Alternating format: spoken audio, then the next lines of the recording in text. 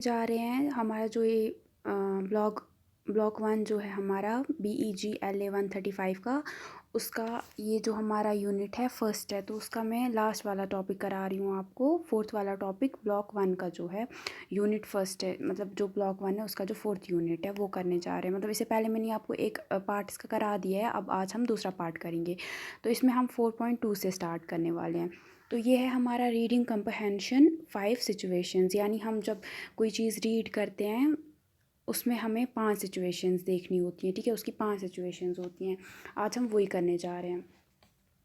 The meaning of any reading material operates at least 4 levels, यानी जो भी हम कोई चीज़ पढ़ते हैं, जो भी कुछ लिखा होता है, चाहे आप कोई पोस्ट पढ़ो या कुछ आप बुक पढ़ो या कोई भी चीज़ आप पढ़ो, जैसे अभी हम ये बुक पढ़ रहे हैं, इसके क्या हर एक चीज़ के मतलब जो भी लिखा होता है उसको हम 4 लेवल्स पे देख सकते हैं, ठीक है, या उसके 4 लेवल्स होते हैं, ठीक है। सबसे पहले होता है लिटरल, उसके बाद होता है इंटरप्रेटिव, फिर होता है क्रिटिकल और फिर होता है क्रिएटिव। तो ये 4 लेवल्स होते हैं, ठीक है। तो लिटरल होता है जो भी मतलब किसी ने कुछ लिखा है, वो लिखा हमने पढ़ा, ठीक है, वो उसने लिखा मतलब लिखा हुआ कुछ भी, जैसे अभी बुक है वो हमने पढ़ी, हम पढ़ेंगे, या कोई आपने इंस्टा पे कोई पोस्ट देखा या यूट्यूब पे कुछ देखा, पढ़ा मतलब पढ़ा होगा, तो वो गया, आप अपनी बुक पढ़ते हो, वो हो गया लिटरल यानी लिखा हुआ लिटररी। उसके बाद होता है इंटरप्रेटिव। इंटरप्रेटिव होता है यानी जब आप उसको पढ़ते हो फिर आप उसका कैसा मीनिंग लेते हो, वो होता है इंटरप्रेटिव। यानी अगर आपने एक चीज़ पढ़ी, फिर आप उसको किस हिसाब से उसका मीनिंग, हर कोई मतलब सेम नहीं समझेगा, ठीक है। जैसे आपने एक बुक पढ़ी, दूसरा बंदा भी वही बुक पढ़ता है, वो अलग तरीके से उसको समझेगा, आप उसको अलग वे में लोगे, है ना, पढ़ोगे। तो हर एक फिर उसकी इंटरप्रिटेशन होती है, यानी उसको अलग अलग तरीके से इंटरप्रेट किया जाता है। तीसरा होता है क्रिटिकल, फिर होता है क्रिएटिव। तो क्रिटिकल में होता है मतलब कोई उसको क्रिटिक्स निकाल, मतलब पूरे बहुत मतलब ये देखना ना, उसको बहुत मतलब जांच के पढ़ना कोई चीज़, फिर उसकी क्रिटिक्स निकालना वगैरह, वो क्रिएटिव होता है। फिर आपने कोई चीज़ पढ़ी, फिर आपको उससे कोई आइडिया नया आ गया, तो आपने कोई चीज़ जैसे कोई भी चीज़ पढ़ी है, फिर आपको मतलब कोई माइंड में चीज़ आती है कि अगर ऐसे वो चीज़ थी, मैं कोई नई चीज़ लिख सकती हूँ या नई चीज़ बना सकती हूँ, यानी आप में आपके माइंड में उससे आइडियाज़ आने। In the reading passages of this unit, you will come across the literal and the interpretive और inferential levels। तो इस यूनिट को जब हम इस पैसेज को मतलब जो इसके नीचे कुछ पैसेजेस दिए हैं, इसमें हमें 3 जो रीडिंग कम्प्रहेंशंस हैं, यानी लिटरल, इंटरप्रेटिव और इन्फ्रेंशियल लेवल्स के हमें देखने हैं। तो सबसे पहले हम देखेंगे लिटरल लेवल, ठीक है। The literal level involves comprehension of the information which is directly stated in the text. वही जो मैंने आपको बोला, लिटरल होता है, लिटरल लेवल होता है जहाँ पे कोई चीज़ आपने देखी, आपने वो पढ़ी, यानी जो लिखने वाला था उसने कुछ लिख दिया, ठीक है। तो अब हम वो पढ़ेंगे, वो मतलब उसमें हम कुछ नहीं, ऐसे ही हम किसी ने लिख दिया, ठीक है, जो मतलब सीधे लिख के होगा, उसको हम बोलेंगे literary. At the inferential level, we read between the lines and recognize ideas and information which is not directly stated। अब inferential level क्या होता है, यहाँ पे हम देखते हैं कोई लाइंस के बीच में कैसे लिखा हो, क्या लिखा हुआ है, क्या मतलब है उसका, तो हम आइडियाज़ को पहचानने की कोशिश करते हैं, और हम देखते हैं कि वो इन्फॉर्मेशन जो कि डायरेक्टली जो लिखने वाला है उसने डायरेक्टली वो नहीं बताई है, बट हम अपने माइंड से वो उसको समझने की कोशिश करते हैं। और हर एक इंसान सेम नहीं मीनिंग निकालेगा ना, हर कोई अलग अलग मीनिंग निकालता है। Read the following passage and answer the questions that follow in brief. अब हमें कुछ ये दिए हैं, पैसेजेस दी गई हैं, तो हम वो पढ़ेंगे, उसके बाद हम कुछ क्वेश्चंस देखेंगे। तो सबसे पहली सिचुएशन 1 जो है वो है रवि हाइड्स हिज डिसअपॉइंटमेंट। तो जो रवि है वो अपनी जो वो मतलब किसी चीज़ पे नाराज़ हो जाता है, वो उसको छुपाने की कोशिश करता है। Ravi has just been told that he has not received the promotion that he had expected.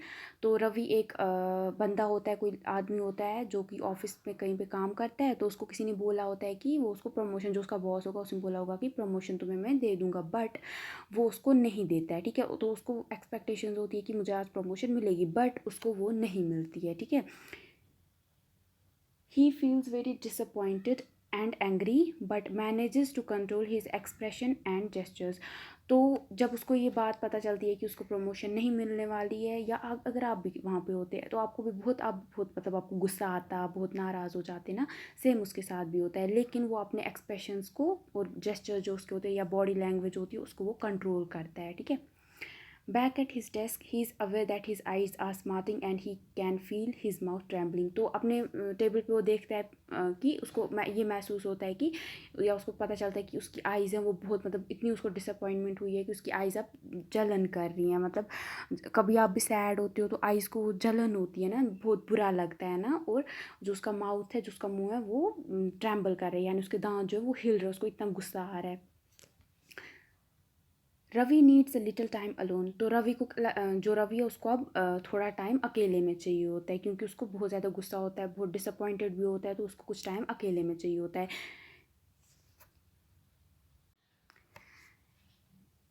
His mannerisms indicate that he does not want to talk to anyone. तो उसके मतलब जो उसकी तरफ मतलब उसकी तरफ देख के ये लगता है कि उसकी मतलब बॉडी लैंग्वेज को देख के ये लगता है कि वो किसी से भी बात नहीं करना चाहता और वो अकेले रहना चाहता है. He looks down at his desk with his hands on either side of his face and spreads his elbow so that they create a physical barrier.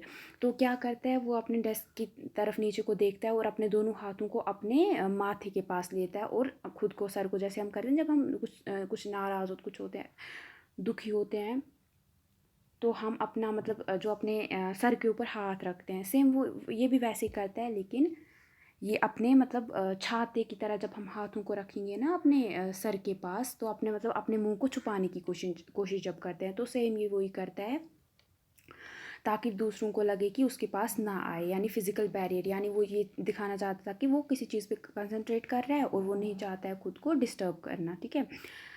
This gives the signal that he is concentrating and does not want to be disturb. तो इससे ये वही जो मैंने आपको बोला, लगता है कि जो भी उसको देखता है उनको लगता है कि ये कोई चीज़ मतलब बहुत कंसंट्रेशन के साथ कर रहा है, तो ये नहीं चाहता है कि इसको कोई डिस्टर्ब करे. किसको डिस्टर्ब करे? रवि को.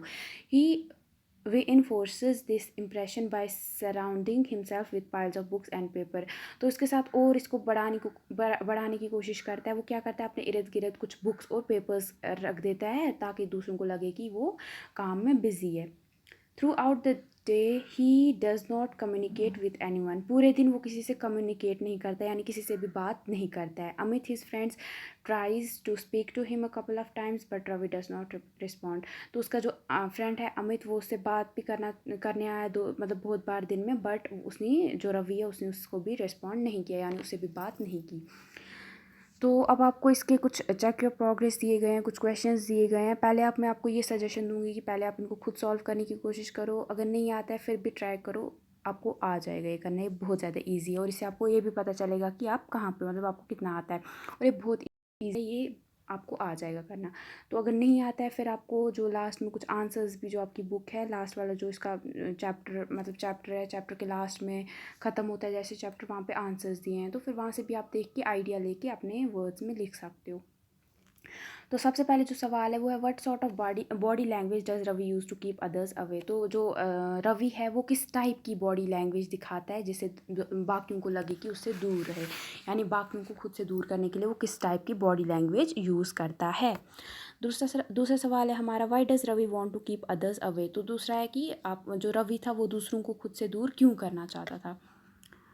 फिर तीसरा जो हमारा सवाल है वो है, without using words Ravi conveys something to his colleagues, what does he convey through his body language. तो उसने जो रवि है, ये सवाल है कि रवि ने बिना बिना कुछ बोले ही अपने जो उसके ऑफिस में उसके कलीग्स थे, उसके जानने वाले जो भी उसके साथ काम करते थे, उनको बिना कुछ बोले ही मतलब अब कुछ आइडिया दे दिया कि वो क्या चाहता है, यानी वो चाहता था कि उनको उससे दूर रहें. तो और उसने अपनी जो बॉडी लैंग्वेज है उससे क्या कन्वे किया अपने दोस्तों को. ठीक है. तो उसने क्या किया कि उससे दूर रहो, उसके पास वो किसी चीज़ पे कंसंट्रेट कर रहा है, तो उसको डिस्टर्ब मत करो. जो दूसरी सिचुएशन है हमारी वो है, Robert Robert is evasive about his previous career. तो जो रॉबर्ट होता है वो अपने जो उसने इससे पहले कहीं पे काम किया होता है उसके रिलेटेड वो अपनी दूसरी जॉब जब वो ढूंढने जाता है वहाँ पे कुछ छुपा रहा होता है. तो ऐसा क्या होता है जो वो मतलब वो क्यों छुपा रहा होता है, कुछ वो हाइड वैसिव होता है, कोई चीज़ आप छुपा रहे हो या हाइड कर रहे हो, उसको बोलिए वैसिव. तो Vikram is interviewing Robert for a job as a supervisor in the packaging department. जो विक्रम होता है वो रॉबर्ट को जो कि जॉब इंटरव्यू के लिए गया होता है, तो विक्रम उसका क्या होता है, इंटरव्यू ले रहा होता है. ठीक है. जो रॉबर्ट होता है सॉरी मुझे इसका नाम थोड़ा नहीं लेना आ रहा है, डिफ़िकल्टी हो रही है, बट वही तो वो जो क्या है वो किसके लिए किस जॉब के लिए क्या होता है, as a supervisor in packaging department में। तो जो हमारा रॉबोट होता है has answered his questions openly and confidently. तो पहले पहले जो रॉबोट होता है वो विक्रम के सारे सवालों का जवाब अच्छे से दे देता है। Vikram moves on to discuss Robert's previous experience. तो आगे वो बढ़ता है और उसको बोलता है कि इससे पहले जहाँ पे जॉब की है उसके बारे में मुझे कुछ बताओ। तो can you tell me something about managing the team at Soft Sell. तो जो विक्रम है वो उसको रॉबर्ट को बोलता है कि क्या तुम मुझे कुछ बता सकते हो, जहाँ पे तुम सॉफ्ट सेल में इससे पहले काम करते थे वहाँ पे कैसे तुम काम करते थे, क्या मतलब कैसे मैनेज वगैरह करते थे टीम में। तो जो रॉबर्ट है वो Robert clears his throat and does not respond as fluently as before. तो जो रॉबर्ट है वो अपना जो गला है उसको थोड़ा साफ करने की कोशिश करता है, खराश मतलब वैसे करने की कोशिश करता है, और वो अब जितना फ्लुएंटली पहले अच्छे से आंसर्स कर रहा था सवालों का, अब वो उतने अच्छे से आंसर नहीं कर पाता है। Well I let me see, I was there for 3 years and got on very well with everyone. तो अब वो क्या करता है, मतलब वो हिचकिचाता है और फिर बोलता है कि मैं जो सॉफ्ट सेल है वहाँ पे मैं 3 साल तक काम कर रहा था और सबके साथ अच्छे से बिहेवियर था मेरा। His hands goes up to his face and he shifts in his seat tentatively. तो अब वो क्या करता है, अपने फेस के पास ले जाता है अपने हाथों को और अपनी सीट को थोड़ा पैरों को सीट से मतलब हिलाने की कोशिश करता है।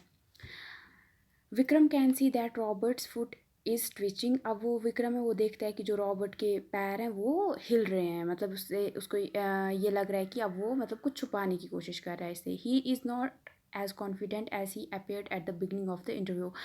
जो विक्रम है वो देखता है रॉबर्ट जैसे पहले कॉन्फिडेंट था, अब वो वैसा उसके पास कॉन्फिडेंस नहीं रहा है, अब वो जैसे हिचकिचा रहा है। Vikram thinks that Robert is hiding something and feels that it is important to find out what it is. जो विक्रम वो देखता है वो ये सोचता है कि जो रॉबर्ट है वो इसे कुछ छुपा रहा है और इसको ज़रूरी ये देख उससे पूछना कि वो ऐसी क्या बात है जो इसे छुपाने की कोशिश कर रहा है, ताकि आगे जाके इसकी कंपनी में कोई प्रॉब्लम ना हो। Vikram decides to adopt a confrontational approach to make Robert reveal what it is he is hiding.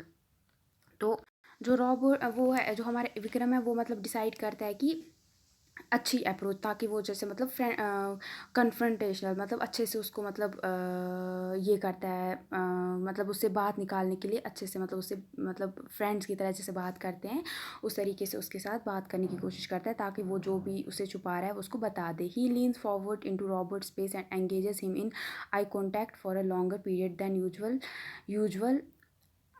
I would like to hear bit more about your time at Soft Sell, he says. तो क्या करता है वो Robert की तरफ थोड़ा झुकता है और उसको मतलब अपनी आँखों से उसकी आँखों को थोड़ा मतलब टाइम के लिए मिलाता है और उसको पूछता है कि मैं तुमसे थोड़ा सॉफ्ट सेल जहाँ पे तुम काम करते थे उसके बारे में और जानना चाहता हूँ। Robert goes red and says. जो रॉबर्ट है वो अब लाल हो जाता है और बोलता है there is not much more to say. और कुछ तो है ही नहीं बोलने के लिए। कौन बोलता है, रॉबर्ट बोलता है विक्रम को। He clears his throat and gives brief answers to Vikram's further questions.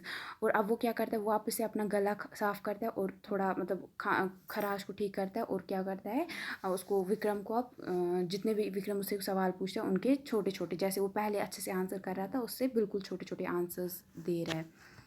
अब है हमारा चेक योर प्रोग्रेस 2। इसमें अब what sort of body language does Vikram observe when he ask Robert about his job at Soft Sell. तो जब उसको जो विक्रम है रॉबर्ट को पूछ रहा था जो वो जॉब कर रहा था सॉफ्ट सेल में उसके बारे में जब पूछ रहा था, तो उसने जो विक्रम है उसी रॉबर्ट की किस तरह की बॉडी लैंग्वेज को ऑब्जर्व किया। दूसरा सवाल है why does Robert behave this way. तो रॉबर्ट इस तरीके से क्यों बिहेव कर रहा था। If Vikram had to make inquiries about Robert's job at Softcell, what would he find out? तो अगर विक्रम रॉबर्ट की मतलब जहाँ पे वो जॉब करता था सॉफ्ट सेल में वहाँ पे और कुछ इंक्वायरीज उससे निकालने की कोशिश करता और जानकारी निकालने की कोशिश करता, तो उसको क्या जानकारी मिलती। Robert goes red and says there is not much more to say. What does he go red and why does he go red and why does he make this statement?